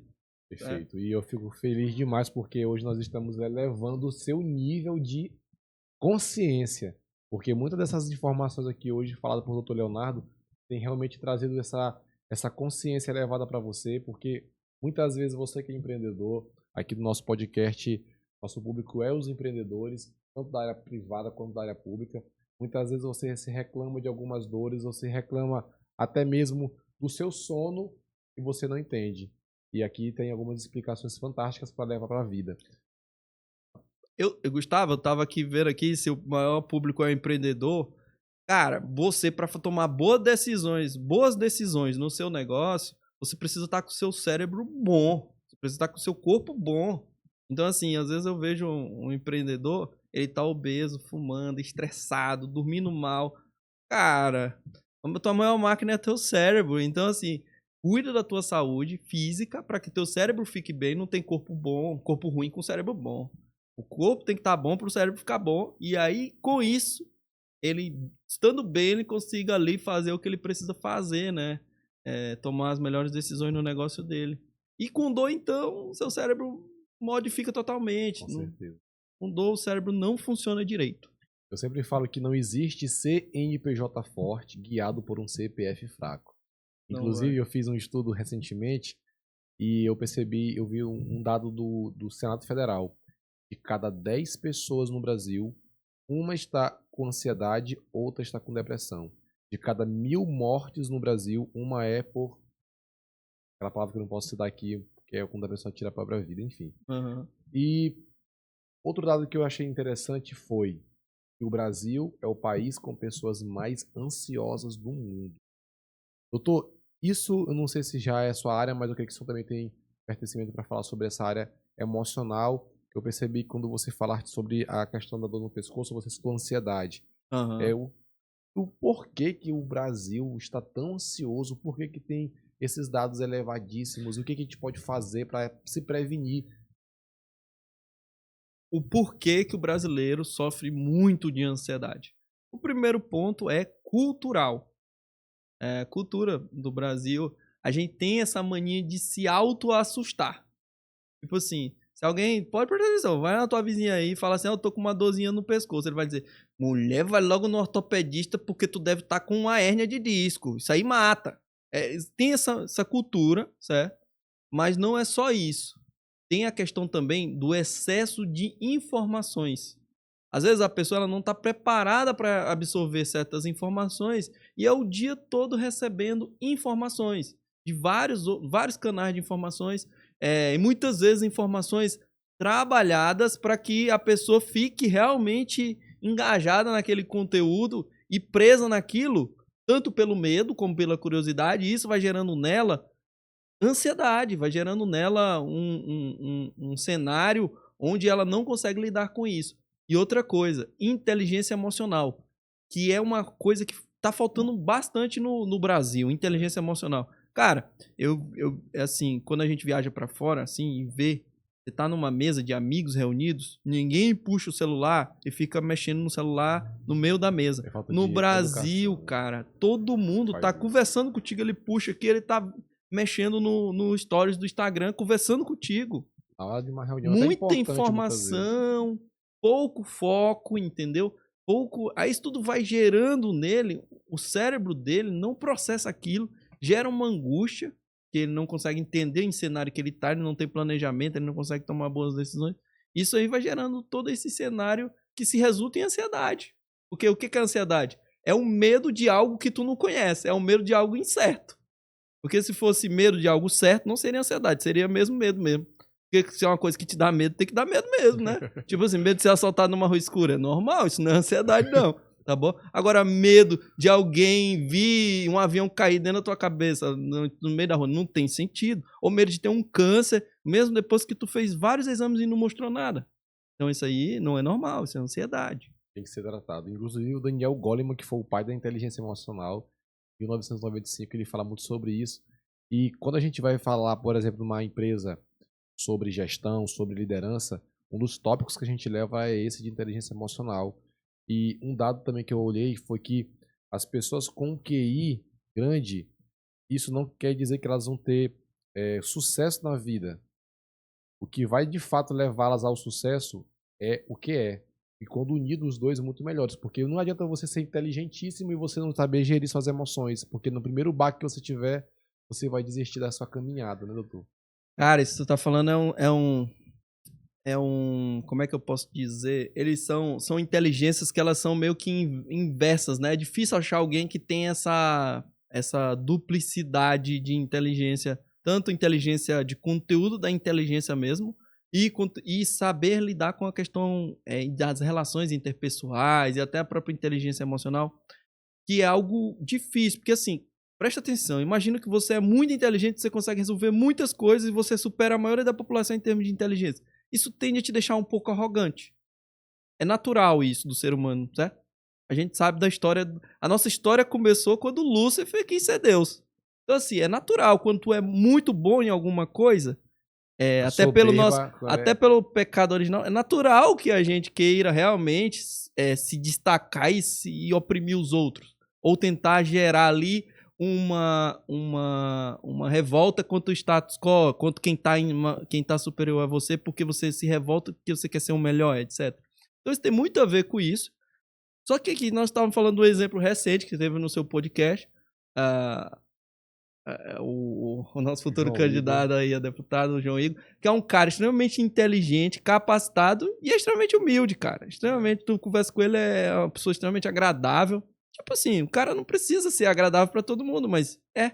Então, essas coisas, elas são difíceis de se unir numa mesma pessoa. Então, assim, às vezes o que gera no cara que tem muita Como inteligência se fosse um paradoxo, né, rapaz? é um paradoxo. Como que você consegue ser inteligente e ser humilde ao mesmo tempo? Por exemplo, presta atenção, vou te dar um exemplo meu. Às vezes eu tô aqui no meu consultório, eu tô ouvindo algumas coisas e vendo o que outros falaram. Eu sei que aquilo tudo não tem sentido nenhum. Na minha cabeça processei já tudo isso. E como eu pegar isso e ao mesmo tempo passar isso de uma forma amigável, de uma forma humana, atendendo meu cliente como ele queria ser atendido, humanizado. Isso é difícil, cara. É difícil, não é fácil. A gente tem que se preparar para ter o mínimo possível, até o máximo possível de humildade, mesmo que você saiba que você possa ser melhor em algumas coisas. E aí entra aquela questão de que sempre considerar que alguém tem algo para te ensinar, te ajuda, e que aquela pessoa, ela é um ser humano, que Deus, tem Deus dentro dela. Então, se você tem esse receio, esse medo, talvez te ajude ali a lidar melhor com as pessoas que você considera inferior, acho que eu falando mais aqui por mim mesmo, que é essa dificuldade de lidar, de ser muito inteligente de uma parte e emocionalmente ter essas dificuldades de lidar com as pessoas, entendeu? Andrew Carnegie, no livro Como Convencer Amigos e Influenciar Pessoas, salvo engano, é o livro Como dele. fazer amigos e influenciar Como fazer pessoas influenciar pessoas. O Andrew Carnegie fala justamente sobre isso. E por mais que você seja inteligente, algumas pessoas do seu convívio são mais inteligentes do que você em áreas diferentes. Então, nós temos que tratar todos com humildade. Levando para a Bíblia, Provérbios fala que a soberba precede a ruína e a humildade precede a honra. Então é uma característica dos grandes, né? A humildade. Não é fácil, porque em alguns momentos você vai ser tentado a ser soberbo por alguma razão, mas a gente tem que se policiar, tem que colocar as vértices da humildade dia após dia, né, doutor? E seguir em frente com humildade, buscando o propósito. É que assim, eu vejo que, por exemplo, o médico, por exemplo, a sociedade, você iria se constar com o médico e tivesse todo mal vestido? Por mais que dissesse, esse cara é capacitado. É difícil, cara. As pessoas, elas olham muito o externo, entendeu? Então, às vezes, o externo, ele te gera uma certa comodidade para tu começar a dar oportunidade. Certo? Aí, quando você realmente tem essa parte externa, às vezes a pessoa confunde isso, né? Externamente, eu tenho um carro bom, eu tenho uma casa boa, eu tenho dinheiro, eu tenho isso, tenho aquilo. Ele confunde isso como ele sendo superior aos outros. Aí é nessa hora, realmente, ou até conhecimento mesmo. Ele confunde isso e aí ele acha que isso daí é que torna ele superior e aonde acontecem os problemas, né? A ruína, né? Ele pode até permanecer um tempo ali realmente, mas não vai conseguir ser duradouro. E assim, não vai ser totalmente desagradável, cara. A humildade é tão... desagradável estar perto de gente muito soberba. A humildade é tão assim forte que eu li um livro agora recentemente de Empresas Feitas para Vencer, do Jim Collins. Que ele foi aqui no Brasil o consultor do Jorge Paulo Lemann, da Ambev. Uhum. E um dos aspectos de liderança que ele traz no livro dele é justamente a humildade. E ele fala justamente sobre isso. É meio paradoxal você ver um grande CEO de uma grande companhia sendo muito capacitado e muito humilde ao mesmo tempo. Porque muitas vezes quando sua companhia, sua empresa tem sucesso, você diz... Eu que fui. Só que, bicho, presta atenção. eu vou pegar por mim, certo? Será que foi eu mesmo que me peguei com 7 anos e me levei pra Teresina? Será que foi eu mesmo que peguei e me situei no lugar certo, na hora certa? Será mesmo que foi eu? Será que se eu tivesse nascido na vizinha, não seria diferente? Então, assim, não foi você, meu amigo. Tem alguma coisa ali acontecendo para que você possa fazer o que você Perfeito. veio fazer. Então, assim, com certeza não é que você é estrela. Para de ideias bobas, porque realmente ninguém é autossuficiente, ninguém precedeu antes de tudo, entendeu? Sempre teve uma coisa antes e depois de você terá outras coisas. Então, assim, paciência. Verdade. Então, essa pauta de humildade, se a gente for levar, a gente vai passar o podcast todo. O resumo é, seja humilde e viva É, uma vida de humildade, sempre tratando as pessoas da melhor forma, né, doutor? Doutor, sim. e com relação a voltando para a área específica, algo que me chama a atenção também são as dores na lombar. Aham. Porque eu, particularmente, um dia eu quase. Meu Deus do céu, não gosto nem de lembrar. Fui fazer um exercício na academia, peguei muito Travou. peso, travei tudo. Passei uma semana só orando, dizendo: Deus, se isso me tirar dessa, nunca mais eu faço essa besteira. Foi um trauma. Mas foi uma semana, graças a Deus, que passou rápido. Demorou passar aquela semana, mas graças a Deus eu fui curado e restaurado. Mas é uma dor que realmente incomoda muito. Me fala um pouco mais sobre essas dores na lombar. Cara, eu vou te dar esse teu exemplo aí, tá? Esse teu exemplo, sabe o que acontece? Hoje a pessoa tá indo pra academia, ela não tem paciência, ela quer começar já no primeiro dia pegando peso que ele nunca pegou na vida, ou às vezes ele nem tá preparado estruturalmente para aquele peso, sem orientação, às vezes até com outros amigos que estão mais naquela pegada mais hard, não é para malhar fraco. Cara, mas tem que fazer um movimento bem feito e com um movimento que seja protetivo, ele não vai te causar lesão. Então, assim, você tem que ter esse acompanhamento certinho para poder te causar problema. Então, isso que acontece é porque, assim, lembra que eu falei que a dor, ela é algo que te protege? O que que acontece? Provavelmente você estava pegando peso mais do que você não conseguia aguentar e tua estrutura estava sofrendo com isso. E teu músculo, ele dá um espasmo, ele trava mesmo. Ele trava. Esse travamento é para tu parar com aquilo, porque senão tu vai gerar uma lesão grave na tua coluna, entendeu? Ou nas tuas articulações. Então, esse exemplo aí, ele é muito comum. Esse problema é um problema no músculo. Geralmente é um músculo chamado quadrado lombar, que é que trava. Ou pode ser até os músculos multífidos, que são músculos da coluna. E aí, muitas vezes a galera se desespera, porque é uma dor que não passa rápido. Tem gente que vai pro pronto-socorro e o médico prescreve até morfina e não resolve. Tipo, morfina não tem nem indicação para esse tipo de caso, porque Caramba, piora isso esse tipo de dor. acontece demais. Esse tipo de dor tramal, morfina para dor miofascial, não resolve, tá bom? Não tome esse tipo de medicação assim quando você estiver com esse problema. E o cara faz às vezes uma ressonância e mostra um abaulamento, alguma coisa. A gente sabe que ressonância ela precisa vir acompanhada de um exame neurológico especializado para aquelas coisas baterem. Só o exame de imagem não vai te dizer a doença que você tem. Esquece, não vai ter. Se você tá vendo seu médico só lendo o laudo da ressonância te falando que tem no laudo, cara, na coluna, se tiver fazendo isso, sinto muito, tá errado.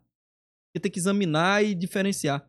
Esse é o caso de travamento da coluna, onde o médico que não tem experiência, ele vai tentar pedir para a ressonância dizer a resposta. Não sabe nem ver as imagens, porque ele vai ver o laudo. E aí, na hora lá que acontece, ele tenta procurar o problema, ele não acha, porque na ressonância não aparece a síndrome dolorosa miofascial, esse espasmo do travamento. Aí ele vai te dizer o que deu no laudo. Aí no laudo vai vir um bocado de letrinha, ele vai te dizer, tu tem artrose, tem bico de papagaio, lá. Cara, tem vários estudos, várias revisões que a gente fez, inclusive durante minha residência teve uma revisão sobre essa história natural das doenças da coluna. A gente sabe que os exames de imagem estão mostrando coisa que não causam problema nenhum, é o próprio envelhecimento da coluna. Quer dizer que o seu cabelo branco é doença? O seu cabelo branco não é doença. O seu cabelo branco é envelhecimento. A coluna também, o bico de papagaio, pode ser só envelhecimento.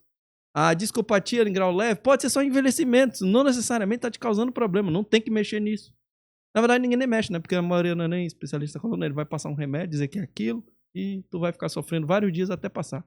E eu vejo também que o fato gerador justamente foi igual a mim também, foi na academia. Muitas vezes a academia tem que ter uma sensibilização também ali, uma educação em parte dos educadores físicos, porque geralmente quando você entra na academia jovem, muitas vezes você quer aquele resultado muito rápido e isso vai gerando problemas e problemas e problemas. Então, eu creio que tem que ter uma sensibilidade também dos profissionais das academias, né, doutor?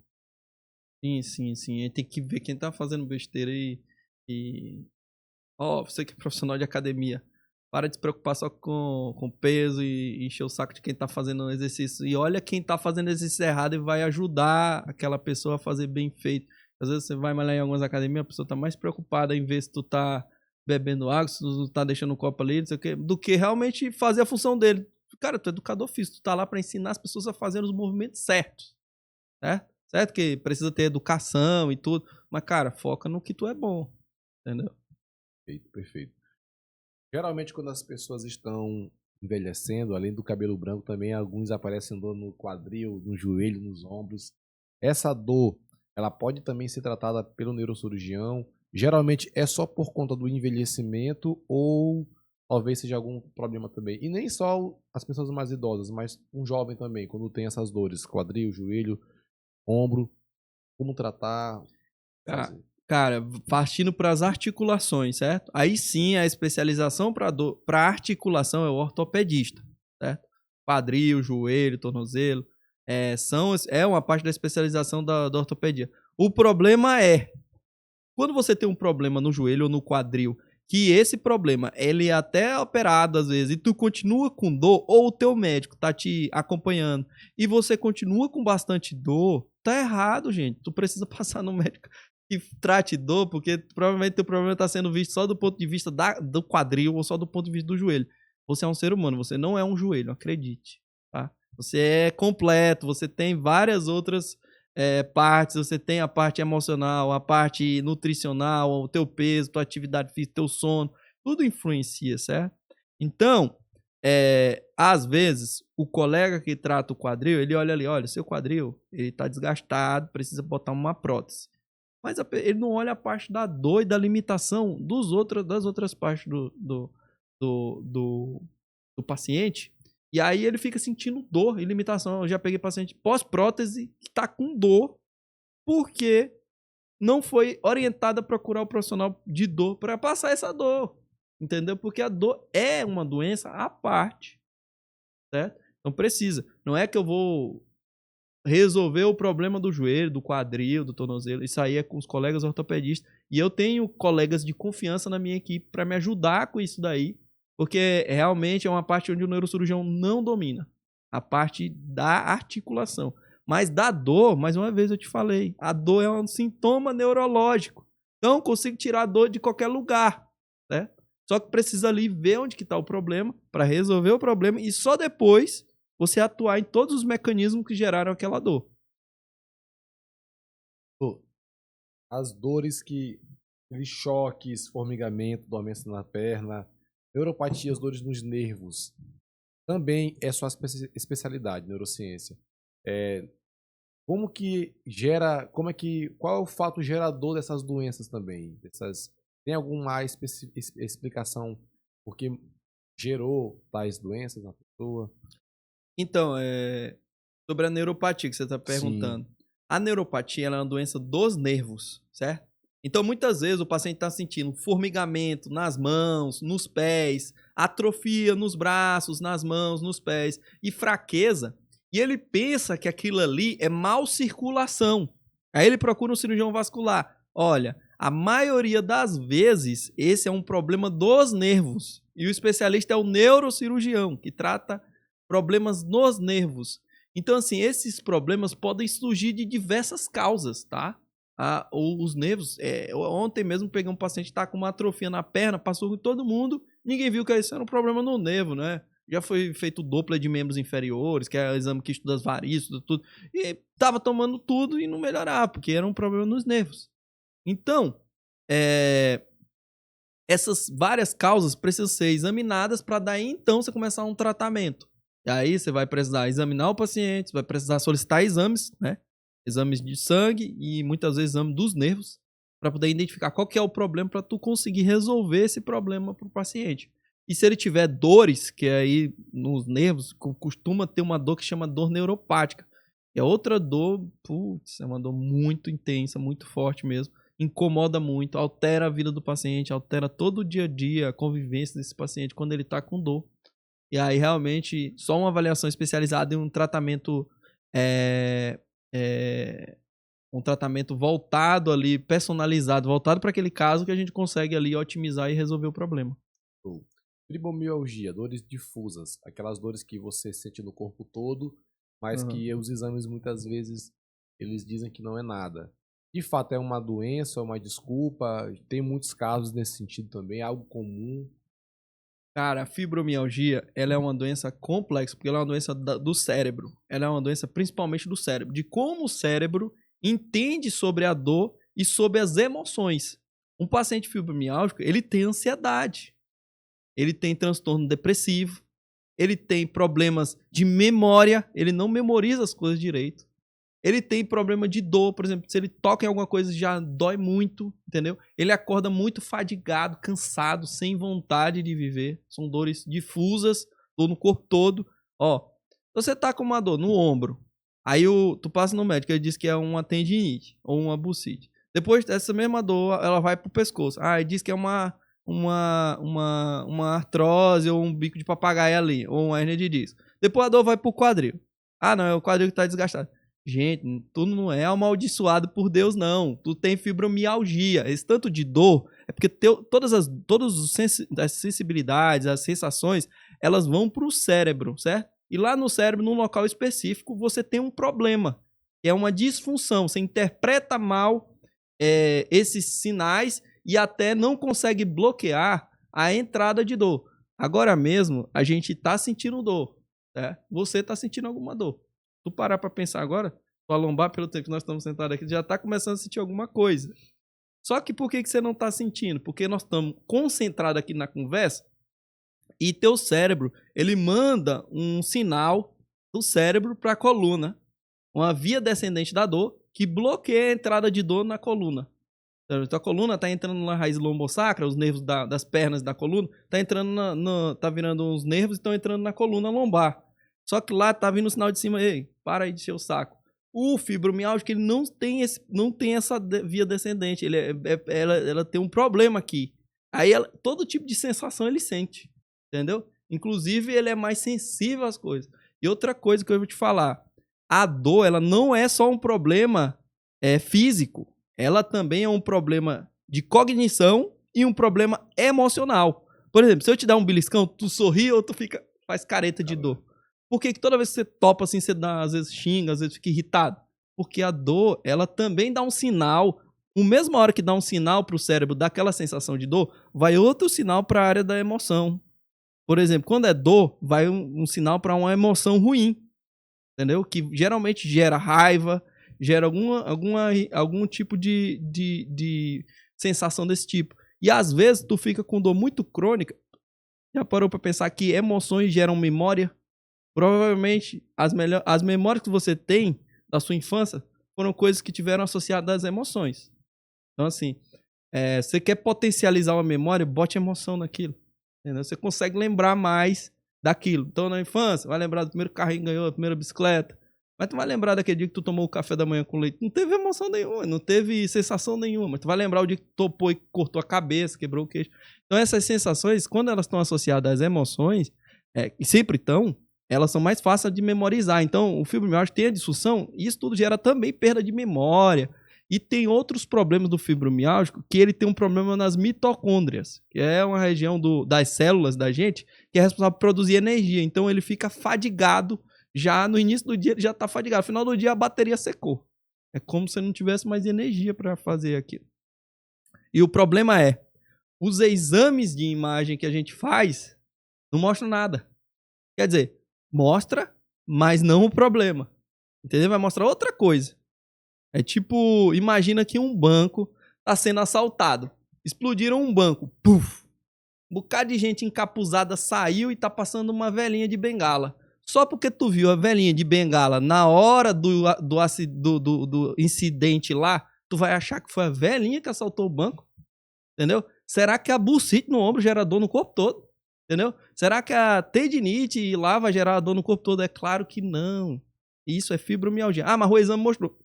Tá bom, o exame mostrou. Mas você não é o exame, você é você tem sua queixa, você quer resolver o seu problema. Aí, no caso, essa fibromialgia já é tratada com um neurocirurgião. Porque, pelo que eu entendi, a via maioria... descendente, ela, como se ela tivesse estagnada. Não é só isso. Eu falei várias coisas. Existe uma disfunção no processamento de emoções e dor no cérebro. Não tem via descendente que bloqueia da dor. E também uma região de entrada da dor, que é chamado portão da dor, que é uma zona de entrada da dor na coluna, também tem disfunções ali. Então são várias disfunções que é tudo no sistema nervoso. E agora eu te pergunto, por que tu tá indo no reumatologista para resolver isso? O que é que tem a ver? Aí é assim mesmo, tomar duloxetina e pregabalina a vida toda e ficar com dor. É isso? Às vezes falta realmente essa consciência, esse conhecimento de que a sua dor pode ser tratada por um especialista e hoje você tem aprendido. Doutor, dor visceral, dor oncológica, aquelas dores que não são nem nos ossos nem no músculo, são dores mais internas, ou até mesmo dores envolve o câncer. Essas dores também são tratadas e me explica um pouco mais sobre essas dores. Sim, sim. Durante minha residência, como eu te falei, tem um hospital oncológico. Lá tinha o Tuca e a gente tinha esses tratamentos para as dores oncológicas. Então, quem sofre com câncer, ele tá tratando o câncer, tá tudo certo. Você tá indo no seu oncologista, você tá indo no seu radioterapeuta, no seu cirurgião oncológico, a depender, ou o profissional que operou, dependendo da região que tem um câncer.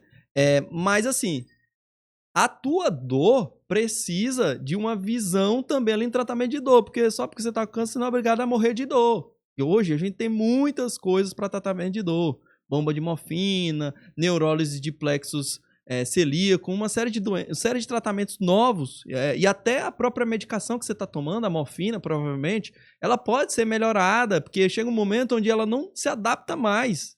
E tu fica tomando e não presta mais, ela não funciona, o corpo se acostumou. E aí tu precisa passar em alguém que entenda essa manipulação dessas medicações e até os procedimentos para que você possa ficar sem dor, cara. Tu tá sofrendo, tá tudo certo, mas tu precisa também ficar sem dor. Afinal de contas, isso aí é muito importante, né? Qualidade de vida. A pessoa às vezes tá tratando um câncer, já tá assustada com câncer e ainda tá sofrendo dor. Isso não tá bom.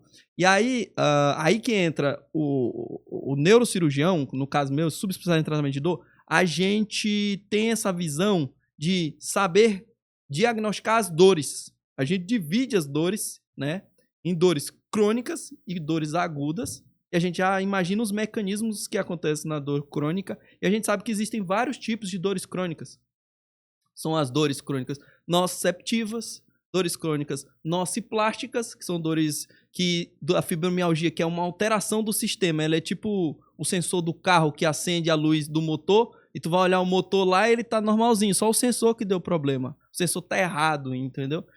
E a nociplástica, ela é uma dor mais sensorial mesmo, é um tumor que está machucando teu fígado e está estimulando ali as regiões. E tem as dores neuropáticas, que é quando acontece o acometimento dentro do próprio sistema nervoso.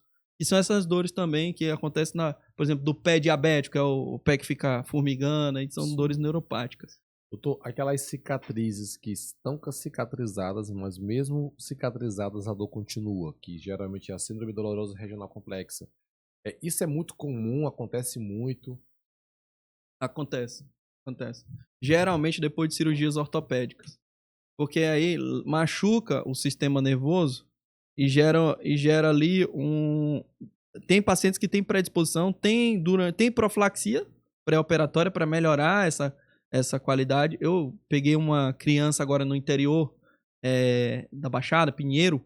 Ela tinha feito uma apendicite, uma cirurgia de apendicite, certo? Depois dessa cirurgia dessa apendicite, essa criança nunca mais parou de sentir dor nas pernas. Tinha passado em todos os profissionais lá da região e ninguém tinha identificado que era uma síndrome complexa regional. O que acontece? Alguma coisa, foi feita uma raquianestesia.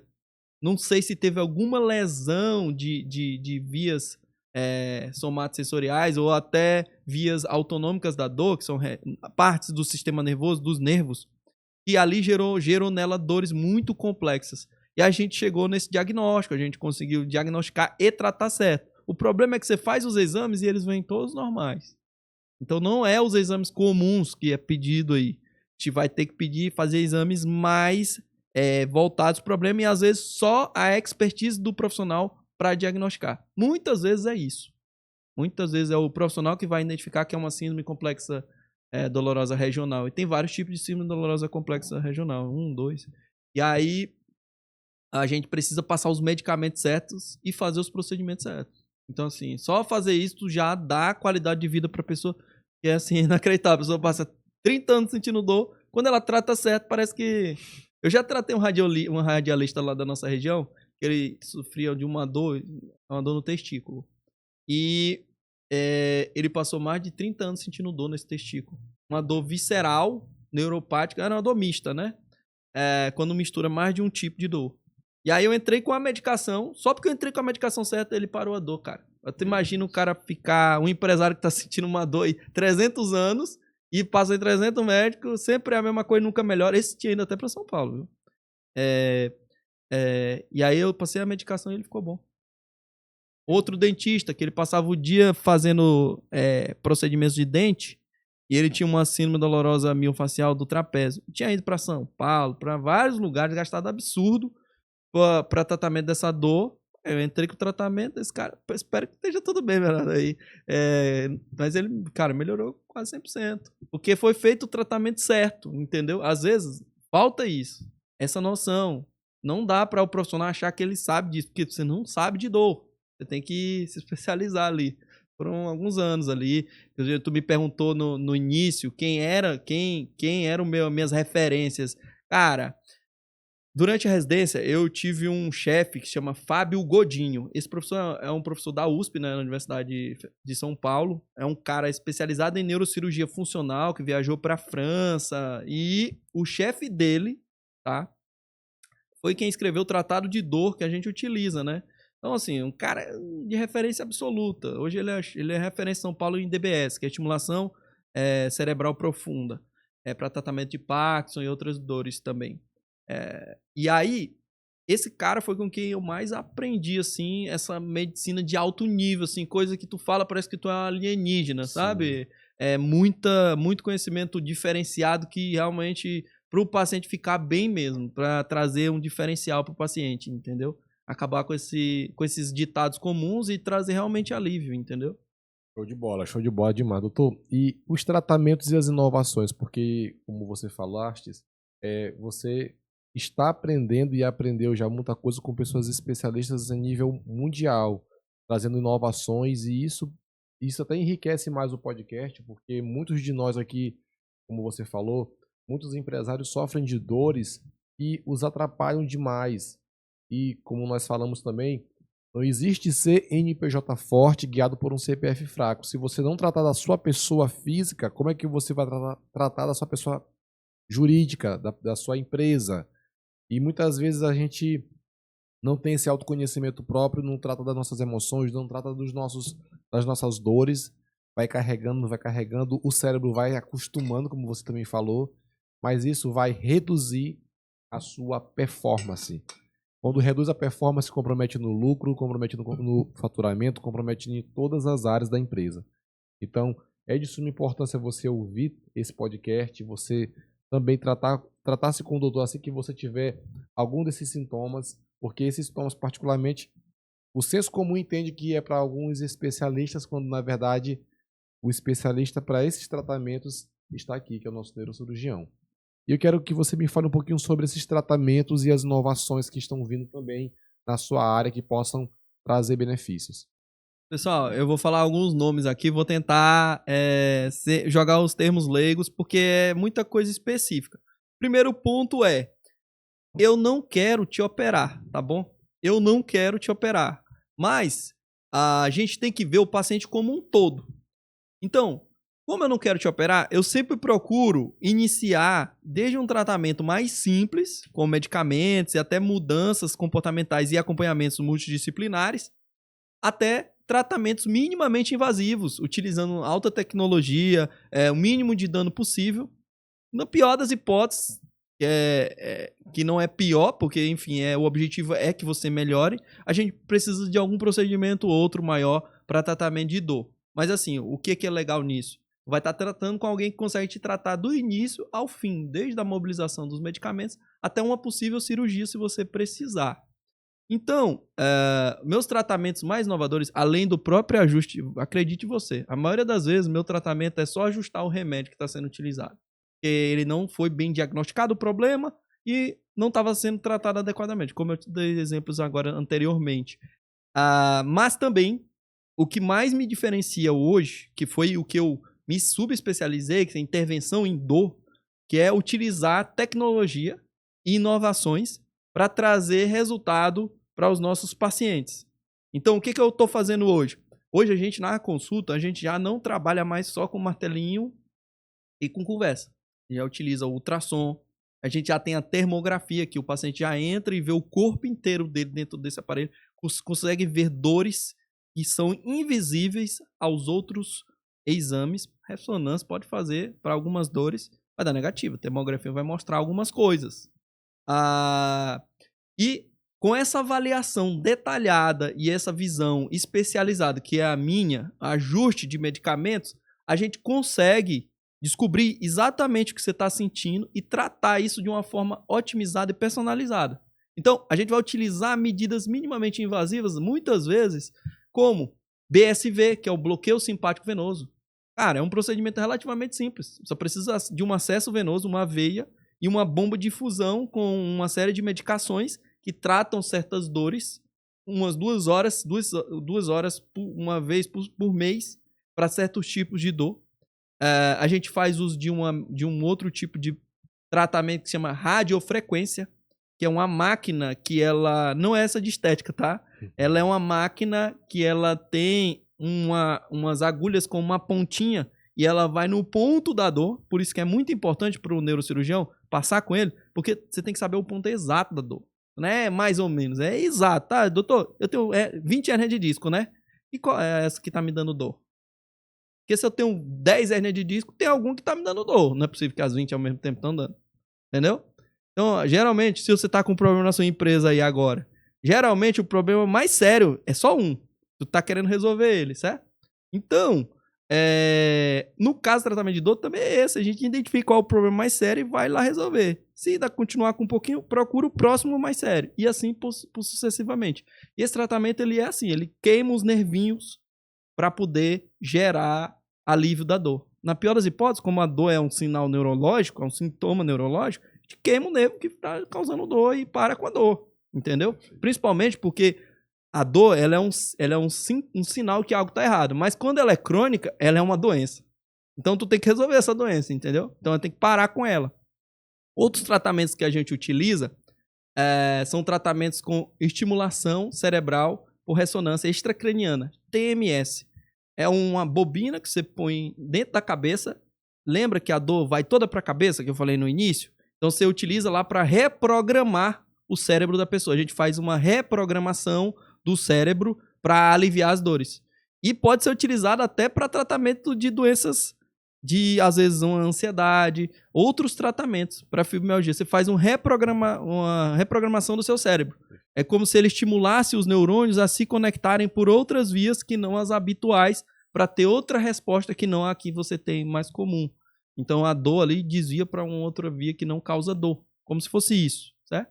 Isso é uma reprogramação. A gente também pode utilizar outras coisas como onda de choque, que é um tratamento para dores musculoesqueléticas que, esse é um tratamento utilizado por atletas e, assim, alto nível, onda de choque. Medicina regenerativa, que é utilizar células tronco e células primárias ali, mesenquimais, fatores de crescimento, onde você pega células ainda muito iniciais que se diferenciam em outras e até controlam processos inflamatórios e você regenera articulações, regenera tendões. Então, esse é um outro tipo de tratamento que pode ser utilizado. E também uma coisa muito interessante muita gente despreza e não observa que uma fábrica não funciona sem suprimentos. Ou seja, você que é empresário, por exemplo, você vende algum produto, você precisa controlar o seu estoque de produto, certo? Senão tu não vende, por mais que tua empresa esteja aberta, não tiver produto para vender, tu não vende, não adianta, tu não ganha nada, tu não conseguiu fazer o que tu precisava fazer. Então, nosso corpo, ele também precisa de suplemento, ele precisa suplementar. Porque, assim, quando tu tá com dor, com algum problema de saúde, tu tem que dar o suplemento para o tratamento ter o efeito desejado. Então, a gente tem também as terapias injetáveis para que a gente possa otimizar os nossos resultados. Aí tem muitos outros tratamentos, como bombas de fusões intratecais, eletrodos, já ouviu falar do chip do Elon Musk? Que o Elon Musk tá botando um chip na cabeça do pessoal. Esse ficou muito famoso como chip do Elon Musk, mas é verdade que a neurocirurgia já trabalha com esse. Eu fiz até um capítulo de livro para a Sociedade Brasileira de Estereotaxia. Eu não, né? Eu fui um dos que trabalhou para criar esse capítulo, porque, enfim, meu chefe que me indicou e a gente fez junto com outro colega do Canadá. E aí, esse capítulo falava justamente de colocação de chip na cabeça dos pacientes com dores crônicas. Quais seriam os lugares que a gente poderia aplicar eletrodos para estimular o cérebro e bloquear a dor, certo? Então, assim, são tratamentos que, enfim, são tratamentos extremamente avançados. É claro que você não vai chegar e eu vou te botar um chip na cabeça, esquece isso. Mas, se for o caso e você precisar, é melhor tu estar com quem consegue fazer do que com quem desconhece os tratamentos, entendeu? Então, por isso que eu acho que o neurocirurgião da dor, ele é mais indicado para tratamento de todas essas patologias. Perfeito, doutor. Doutor, foi um episódio assim incrível. Creio que muito conhecimento você vai levar para sua casa e você agora aumentou seu nível de consciência. E eu queria saber onde nós podemos lhe encontrar nas redes sociais, onde é seu consultório, quais são as regiões que você atende e também que você pudesse mandar uma mensagem final. Esse podcast foi incrível. Eu tenho certeza que nós teremos outros episódios lá para frente para renovar esse conhecimento, para poder trazer novidades também para o nosso público, que muito precisa desse conhecimento e desses tratamentos. Muitas vezes, como já falei, a gente pensa, nossa, esse meu tratamento aqui eu posso fazer em tal médico, e às vezes só vai procrastinando uma cura, vai só aumentando a dor e vai te atrapalhando em vários segmentos. E aqui com o Dr. Leonardo, você tem essa vida mais... Uma visão mais multidisciplinar Isso. E o resgate da qualidade de vida, a visão do paciente como ele um ser humano introduzido em uma sociedade, não como ele um joelho inflamado, entendeu? Justamente. Então, eu quero que você finalize esse episódio de hoje com essa mensagem e também falando onde nós podemos lhe encontrar. Perfeito. Eu atuo hoje na região do Baixo Parnaíba, né? E aí duas cidades também que eu atuo Barreirinhas e Tutóia, ali na região do Delta ali. Mas desde Itapecuru-Mirim, a região do Vale do Itapecuru, até São Bernardo e Parnaíba, né? Que é a região também do litoral piauiense. Eu atuo em Itapecuru, Chapadinha, Vargem Grande? Vargem Grande ainda não, mas logo Vargem Grande. São Bernardo e Tutóias, Barreirinhas e Parnaíba. São as cidades onde eu atuo hoje. Onde você pode me encontrar nas redes sociais, no Instagram, dr.Leonardo Correia, e também no TikTok, tá?